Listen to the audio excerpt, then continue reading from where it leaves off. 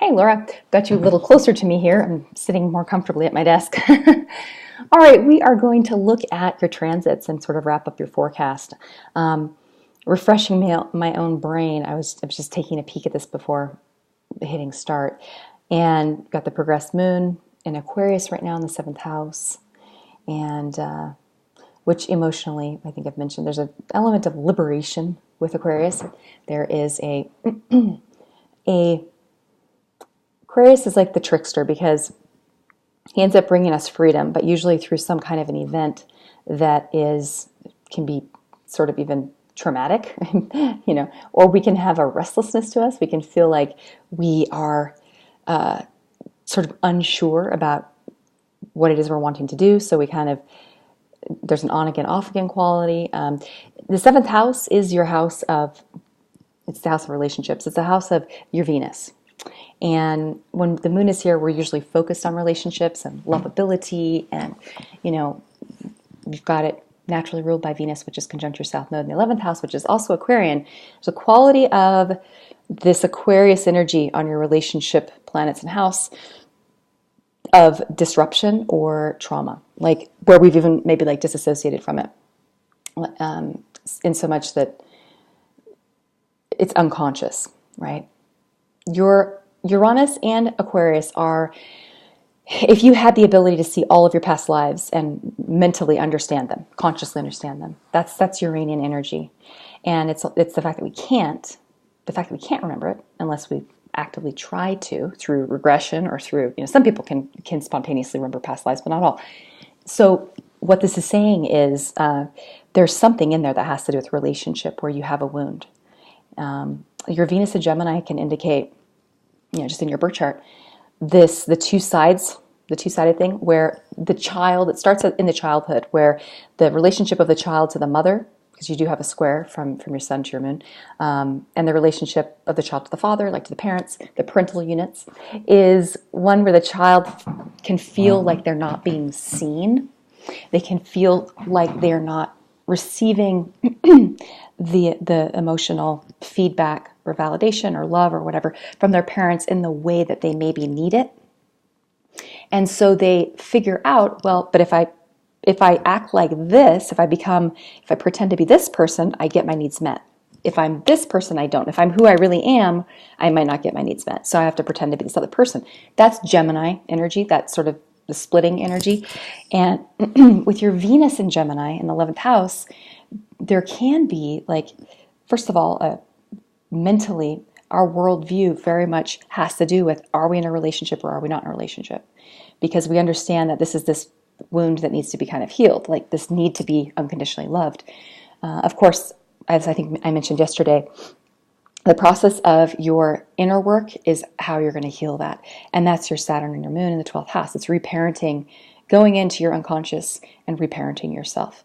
I don't know if your parents, what the situation was growing up, but when we have moon Saturn here, it's kind of like either our parents were absent to a certain extent, or there was a quality of us. We may even have denial about our parents. We might not see them truly for who they are, for good or for ill. Okay, so Uranus down in the 4th house, opposite Chiron, it sort of would suggest, and your Mercury, there's a wound to be healed related to how the mother and the father come together. So I don't know if your parents were divorced or if you saw their marriage, and if it was something that imprinted upon you a sense of relationships being important, but also that's the wound that needed to be healed. And that relationships can be chaotic, unpredictable, that kind of thing. Anywho, I digress. Point being, with the moon moving through Aquarius, these themes of the trauma related to our lovability come to the surface, and it's in the arena of relationships. Okay. What else? You've got Uranus coming. Transiting Uranus is going to move into your 10th house. That's huge. That's huge, like revolutionary energy. 10th house is the house of the father. It's the outer world. It's our career. It's like, what am I doing with my life? And you have your sun there, your inner child, conjunct Mercury, the way that you even take in the world around you is going to undergo some big shifts, a lot of letting go. a lot of just not caring anymore about things that you maybe cared about before. Ceres is also here, and Ceres can be your money. It's your second house, your self-worth, your sense of self-worth, just your security. So for some people, they base their security in the material world, and some base it emotionally. So that's going to be getting a little bit shooken up. Uranus is kind of like a little tornado, and Ceres for you rules your 11th house, which is where your South Node is. So this is something to do, I think, more about your value, your self-esteem, and not as much to do, maybe it doesn't have as much to do with your money per se, but more like, valuing yourself. You might start a relationship with someone who is unconventional or who is non-committal. It's also a possibility. And that's, if you do, when Uranus moves into Taurus, which will be, I believe, 2018, 2019. I don't have the ephemeris pulled up. There's a good chance that relationship might start just as quickly as it ends. Or, it's kind of like you can either do the work on yourself inside of yourself, or it's going to show up outside of you in the form of a relationship or or situation that is unpredictable, where career and home and my security and my safety and my financial safety, are kind of all up in the air. And so either learn to provide that security for yourself from the inside out, the reparenting process, or you're going to have another little life lesson come along where, Uranus is coming. It comes to liberate. It's here to liberate us from things, and so it's a good thing. It's just, as I said, if you're not doing the inner work, it's going to show up in the outer world. So you could lose a job. You could. I've had people where they've got, had to move all of a sudden, et cetera, et cetera. So, okay. Uranus also, as it hits your MC, it's going to square your moon. I think I talked about that yesterday, maybe, because your moon is an exact, just natally, it squares your fourth house, house of the mother, and the house of the father. It squares it exactly. So Uranus is coming along to kind of shake up all of this, your needs for emotional security, your sensitivity to other people in your relationships. Uranus square moon, sometimes we kind of have a little stretch there where we're a little crazy. It can be a little crazy making, and we can look back. I look back at when Uranus was conjunct my moon in 2011. Well, yeah. And I think, whoa, I totally shifted paths from where my life was. I had been married for 14 years, got divorced, sold a house, moved to a different place, got a new boyfriend, all totally brand new chapter. That's kind of what you might be experiencing. It feels to me, though, like it's an inner journey with your moon being in the 12th house. And it could be very good and liberating, as I said, or it could be walked through very unconsciously because your moon's in the 12th. So point being, I am stammering so much today. My point is, do the work on yourself, and then you won't have to deal with it in the outer world. I guess that's my point. Any other biggies? Because we've got Pluto also over here is opposite your Saturn. So kind of that the inner parents, right? Pluto's opposite that midpoint in Cancer. And Pluto's over here in Capricorn. So Pluto's throwing heat too.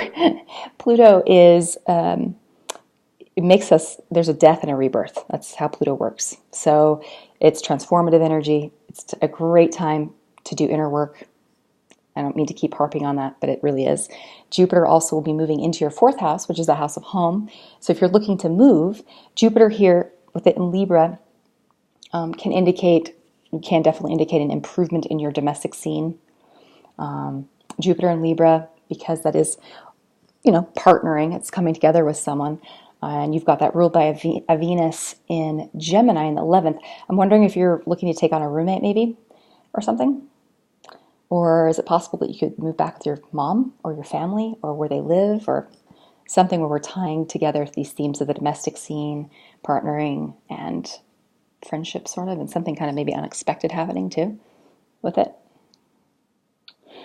What else? Let's see, Neptune. Give a Neptune square right now. So that is a lot of surrendering and letting go and healing. with this year coming up, okay? The inner child being healed, being heard, and getting to be who she really is instead of having to be something that we have introjected. So I'm going to tell you about this really quickly. This is important with the moon. The moon is, in psychology, if you've heard the term introjection, as a child, as we're developing, it's us taking on and personalizing the characteristics that we see outside of ourselves. So that's the moon in the birth chart. And it's the mother. That's the mothering energy. So moon in Cancer is the mother archetype. It's the mothering archetype. And it's in the 12th house, so it's got this self-sacrificial quality to it. It's like, I am going to take care of everybody else's needs, but my own needs don't get met. I don't even maybe know what my needs are. Moon in the 12th house individuals really have to work hard at understanding what they really need to feel emotionally safe and secure. There's a big quality, or a big theme of having to do that work for oneself instead of looking for it through martyring ourselves or being a savior to other people, or the things that we learned growing up as a child that kept us safe as a child. They're like no longer working for us. So I hope this is making sense. I feel like today, some days you just are, my brain is like mashed potatoes today. Let's see if there's anything else here that's significant. I think we've touched upon the main transits that I'm going to worry about. Saturn, here's an important one. Saturn is actually going to be moving into your 6th house this year. So 6th house is the house of healing. It's the house of service. It's the Virgo house. How are we going to kind of clean up this mess? It's also work. Saturn moving here can indicate extra duties and responsibilities at work. It can be a time where we're taking on more authority. We may feel like we're working a lot. It can just feel kind of like Groundhog Day a little bit. You'll be glad that it's moving out of the 5th house, though, because the 5th house is the house of the self and the inner child. And Saturn, there's kind of I have Saturn, it just moved into mine, so I'm just going, ugh. Yeah. It's just a period where we're working a lot, or working ourselves, or the joys of life are kind of dampened a little bit. It's kind of like a wet blanket. And it's like having to do your homework when you're a kid. So you'll have it move into the 6th house, and that is actually the house of homework. I think of the 6th house as homework. Healing, work issues, great time to learn a new skill if you're interested in such things. And yeah. Okay, I think I'm going to stop right here. There's nothing else big that I'm concerned about. Yeah. Okay, so if you have questions, let me know, and we'll wrap it up right here. We'll leave a little bit of time, so if you've got questions, I can answer them for you. Okay, thanks, bye-bye.